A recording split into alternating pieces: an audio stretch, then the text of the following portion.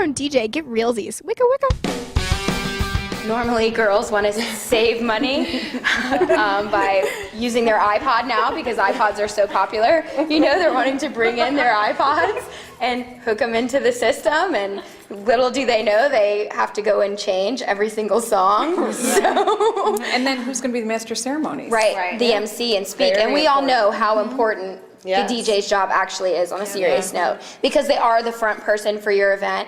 And so if they are not comfortable speaking on the mic, if they're not comfortable playing music back to back and having to switch between the two, speaking and also staying on time, it affects your event. And your guests do notice that. Yeah, and I guess, you know, speaking about preferred vendors as a whole, you've got your photographer, Oh, absolutely. you know? I've had a couple of brides who, you know, had photographers that, you know, weren't wedding photographers. And Right. so it took them a lot longer to set up a shot, and it's really wasting a lot of your ceremony day. and your Right. wedding 1, day. 2, 3, cheese. How many times have we heard that? Or it takes 15 minutes to set up one shot that's just bride's parents, bride and groom, and it's okay. Should you know. take just a second to. And how many did you miss in between? You know, setting up. You could have missed one of the best candid shots because you were, you know, too busy not Well, being and a good, professional, quick, you know, photographer. And that brings up another point, another aspect for your wedding, as far as having a wedding planner that's professional and is not, you know, Aunt Sally or whatever. You need a wedding planner that can,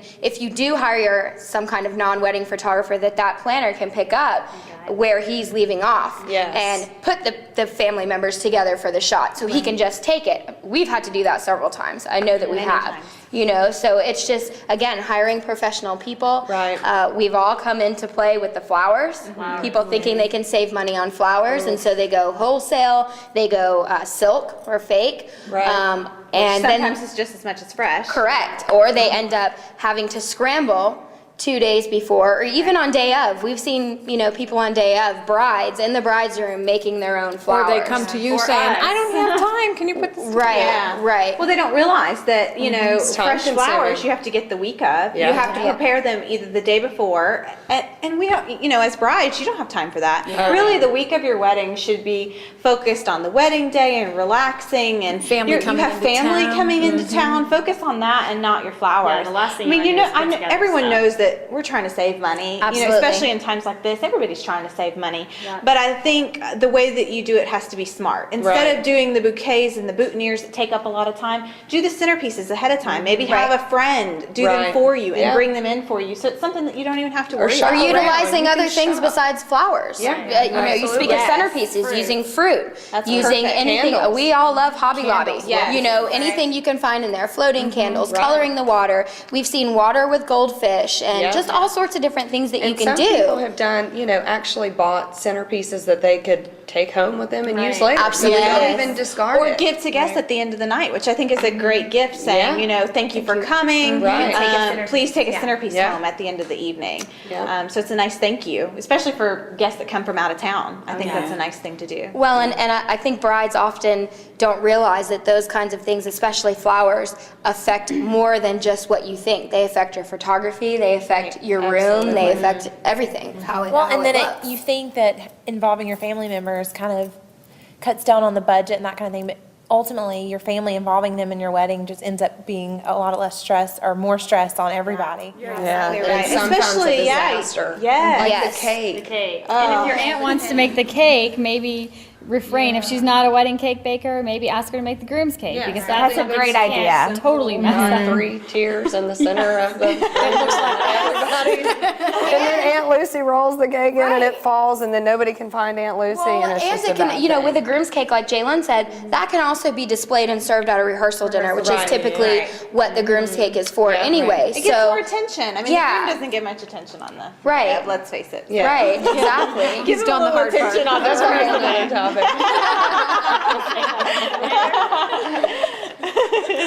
But I definitely think there's ways to save money without doing everything yourself. Right. And shopping around too sometimes is just what you need, just shop around. You don't have to go with a family member to totally just alleviate costs altogether, but Hire a wedding planner. Hire a wedding planner or Do all the legwork for you. or book a facility. Again, there's lots of facilities out there now that have their own preferred vendors that they have special deals and discounts with. So, look for facilities like that that are all inclusive or one-stop shop kind of places that can help you right from the jump. And they're very familiar with the grounds and the people who work there and everything. All the vendors. So that would be my biggest recommendation. I know your facility does that.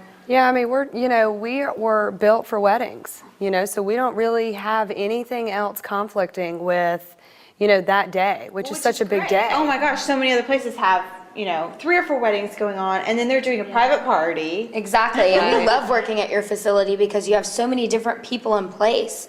When we come, we're the planner, and we can just be with our bride because your facility has the event director who runs the reception, you have your own chef, you have your own wait staff. All of that is taken care of by the facility, as well as a lot of the time your brides use their preferred vendors at your facility. So it's very easy for them to just let go of that control, and we've got them on their end as far as all the girly stuff, and you guys have got them as far as all the details, which is really nice. And it's great for us because we handle all your weddings. So you guys include that to the bride at no charge, which is amazing. Because most brides need a little bit of help. Yeah, Absolutely. An event. I mean, I think we've all been to a wedding where there was a bad DJ. Me. Oh, it's your wedding day. That's right. I'm sorry. Congratulations. Right, now back to me. Now back to me. Yeah, exactly. So just make sure that you have professional vendors. And, of course, we're not trying to guide you to do so that you spend the highest dollar, but so that your day is what you want it to be. So you can do it on a budget, but there's just, some guidelines that you should stay within and, just make the right choice there because they do have a huge impact on your day. I freaking love Glendalough. Like, if Glendalough was any better, it would just totally buy China and Walmart. Like, they just would.